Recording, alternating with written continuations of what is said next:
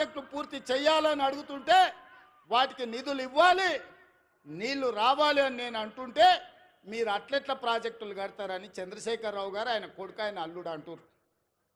నేను అడుగుతున్నా నా పాలమూరు సోదరులు, మళ్ళీ వస్తుందా మనకి అవకాశం? ఇట్లాంటి అవకాశం మనకు వస్తుందా? ఆనాడు బూర్గుల రామకృష్ణారావు తర్వాత 70 ఏళ్ళు పట్టింది అవకాశం రావడానికి.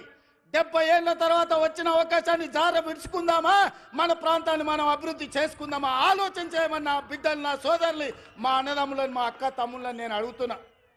ఈ అవకాశం పోతే శాశ్వతంగా మళ్ళీ రాకపోవచ్చు. అవకాశం ఇస్తే ఏం చేసుకున్నారు మీరు అని అనొచ్చు.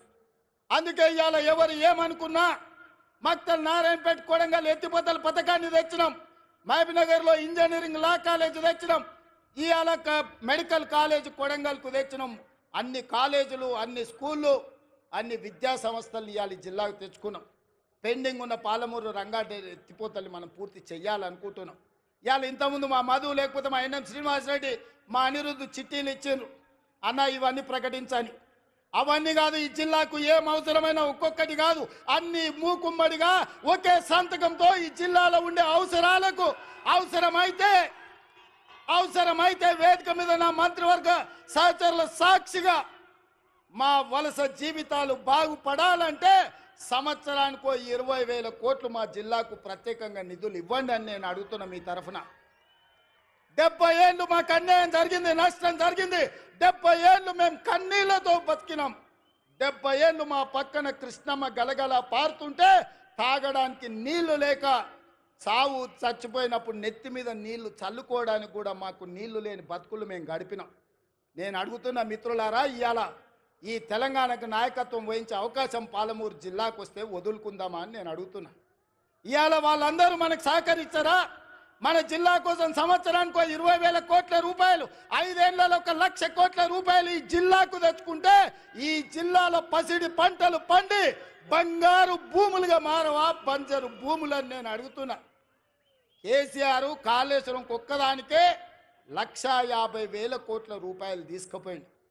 1,02,000 కోట్ల రూపాయలు కాంట్రాక్టర్లకు ఇచ్చిండ్రు. కట్టింది కుప్ప కూలింది. ఎవరు వెనకడికి కూడా పనిమంతుడు అంట పందిరేస్తే కుక్కతోక తలిగి కూలిపోయిందంట. ఇవాళ నేను అడుగుతున్నా, ఆనాడు మా నెహ్రూ కట్టిన నాగార్జున సాగర్ కానీ, మా శ్రీశైలం కానీ, మా జూరాల కానీ, మా శ్రీరామ్ సాగర్ కానీ, మా శ్రీపాద ఎల్లంపల్లి కానీ ఒక్కసారి చూడండి. ఎన్ని వర్షాలు వచ్చినా, ఎన్ని తుఫాన్లు వచ్చినా ఏమైనా ప్రాజెక్టులు నిటారుగా నిలబడ్డాయి, ఈ జాతికి సేవలు అందిస్తున్నాయి. కానీ కేసీఆర్ కట్టింది కుప్ప కూలింది. కేసీఆర్ కట్టి కూలగొట్టి కమిషన్లు మెక్కిన కాళేశ్వరానికి 1,50,000 కోట్లు తీసుకపోతే నా జిల్లా కోసం, నేను పుట్టిన గడ్డ కోసం, ఈ గడ్డ కోసమే ఈరోజు రాజకీయాలలో ఈ కుర్చీలో ఉన్న నా కోసం 5 ఏళ్లలో 1,00,000 కోట్లు మా మిత్రులు ఇవ్వరా నేను అడిగితే నేను ఈ నిధులు తేనా అని నేను అడుగుతున్న నా జిల్లా సోదరులను. ఎంతకాలం ఎవడో మనల్ని దత్తత తీసుకోవాలని మనం దిక్కులు చూడాలి. ఒక్కసారి ఆలోచన చేయండి సోదరులారా. ఏం మనం కాలోంకరనా కన్నోంకరనా? ఏం తక్కువ మనకు? మనల్ని ఎవరో దత్తత తీసుకునేదేంది? మన గడ్డను మనం అభివృద్ధి చేసుకోలేమా? ఇవాళ అండగా నిలబడాల్సిన మీరు వాడో వీడో చెప్తే ఇవాళ వాళ్ళ సోయిలో పడ్డారంటే వచ్చే నష్టాన్ని ఆలోచన చేయండి. మల్లన్న సాగర్ల ముంచలేదా? కొండ పోచమ్మల ముంచలేదా? రంగనాయక సాగర్ల దోసుకోలేదా? ఇవాళ నేను కొడంగల్ నుంచి, మారుమూల ప్రాంతమైన కొడంగల్ నియోజకవర్గం నుంచి నన్ను ఆశీర్వదించినందుకు ఆ ప్రాంతానికి కృతజ్ఞత తెలుపుకోవాలని 3 లక్షల ఎకరాలు ఆ ప్రాంతంలో ఉంటే 1,300 ఎకరాలు భూసేకరణ చేసి ఇండస్ట్రియల్ పార్కు తెచ్చి 20,000 30,000 మా కొడంగల్లో ఉన్న నిరుద్యోగ యువకులకు ఉద్యోగ ఉపాధి అవకాశాలు కల్పించాలి. పెద్ద పెద్ద కంపెనీలు అక్కడికి తెస్తే నా ప్రాంతం అభివృద్ధి చెందాలి. అప్పుడే నా జన్మ ధన్యమవుతుందని నేను ఒక ప్రయత్నం చేసిన. ఏమడిగినా ఈ తెలంగాణ రాష్ట్రంలో దాదాపుగా 2 కోట్ల ఎకరాల భూమి ఉంది.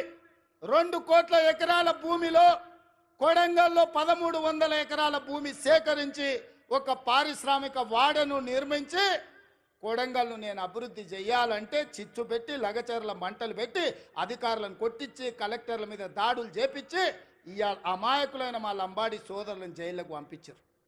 నేను ఆయనలోనే చెప్పిన, వాళ్ళ మాయమాటలు నమ్మకండి, వాళ్ళు ఉచ్చులో దించుతున్నారు. ఆనాడు తెలంగాణ ఉద్యమంలో కూడా ఇట్లనే చేసిండ్రు. అగ్గిపెట్టె రావు గారు 100 రూపాయలు పెట్టి పెట్రోల్ తెచ్చుకున్నాడు, కానీ 10 పైసలు పెట్టి అగ్గిపెట్టె తెచ్చుకోలే. ఈ అగ్గిపెట్టె రావుని నమ్మకుర్రా నాయన అని చెప్పిన. ఆయన మా పిల్లలు ఆవేశపడి నమ్మిపోతే ఇవాళ కేసులు అయినాయి. ముఖ్యమంత్రిగా ఉన్న ఇవాళ నా దగ్గరకు వస్తారు, సార్ నువ్వే ముఖ్యమంత్రి కేసులు తీయని. నేను చెప్పదలుచుకున్న మా మిత్రులకు, మా సోదరులు, ముఖ్యమంత్రిగా ఉన్న నా మీదనే 182 కేసులు ఉన్నాయి. నా కేసులే నేను తీసుకోలేకపోయినా. చట్టం వేరు, ముఖ్యమంత్రి కుర్చీ వేరు. ఇవాళ వాళ్ళ మాయమాటలు నమ్మి మీరు కేసుల్లో ఇరుక్కుంటే బెయిల్ ఎప్పుడు వస్తుందో తెలియదు, మన కుటుంబాలను ఎప్పుడు కలుసుకుంటామో తెలియదు. నేను అడగదలుచుకున్నా, మీ భూములు గుంజుకొని ఏం చేస్తాను? నేను చాప చుట్టి ఇంటికి తీసుకుపోతానా? నాకేం అవసరం ఉంది? ఇవాళ 1300 ఎకరాలు కొడంగల్లో భూమి తీసుకుంటే నేను పట్నం తీసుకుపోయేది ఉందా, లేకపోతే కొండారెడ్డిపల్లికి తీసుకుపోయేది ఉందా? ఆ రుణం తీర్చుకోవాలని ఆ కొడంగల్ నియోజకవర్గంలో 20-25 వేల మంది నిరుద్యోగ యువకులకు, ముఖ్యంగా ఆడబిడ్డలకు ఉద్యోగాలు కల్పించి ఉపాధి నెరవేర్చి పరిశ్రమలు స్థాపించి అభివృద్ధి చేయాలని నేను ప్రయత్నం చేస్తే 1300 ఎకరాలు కూడా భూసేకరణ జరగకుండా అధికారుల మీద దాడులు చేసి ఈరోజు అమాయకులను కేసులలో ఇరికిచ్చారు.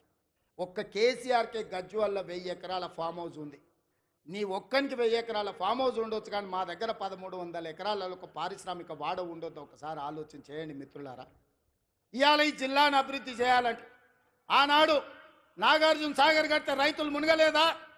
శ్రీశైలం ప్రాజెక్టు కడితే మా కొల్లాపూర్ మునగలేదా?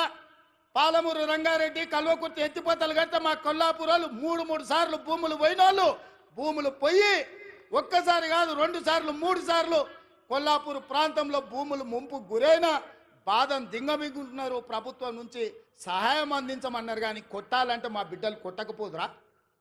ఆయల్లో అధికారుల మీద దాడులు చేయాలంటే శ్రీశైలం వస్తుండేనా? నాగార్జున సాగర్ పూర్తి అవుతుండేనా? జూరాల అవుతుండేనా? ఏటిగడ్డ పౌరుషం, నడిగడ్డ పౌరుషం మీకు తెలియదా? ఒకవేళ అడ్డుకోవాలంటే నడిగడ్డ మీద ఎవడైనా భూ సేకరణ చేస్తుండేనా? కానీ అభివృద్ధి జరగాలంటే ఏదో ఒక రైతు కొంత నష్టపోవాలి. భూమి అనేది మన ఆత్మగౌరవం, భూమి అనేది మన అమ్మ లాంటిది. అమ్మతో మనకు ఎంత అనుబంధం ఉంటుందో మన భూమితో అంతే అనుబంధం ఉంటుంది. నాకు తెలియంది కాదు, కానీ అభివృద్ధి జరగాలంటే ఆ భూసేకరణ జరగాలి. అందుకే వాళ్లకు కావలసినంత నష్ట పరిహారం ఇవ్వడం ద్వారా భూమిని సేకరించి పరిశ్రమలు పెట్టాలని నేను ప్రయత్నం చేస్తుంటే కేసీఆర్, కేటీఆర్, హరీష్ అడ్డుకుంటున్నారు. నేను అడుగుతున్నా, మీరు ఆలోచన చెయ్యండి అని.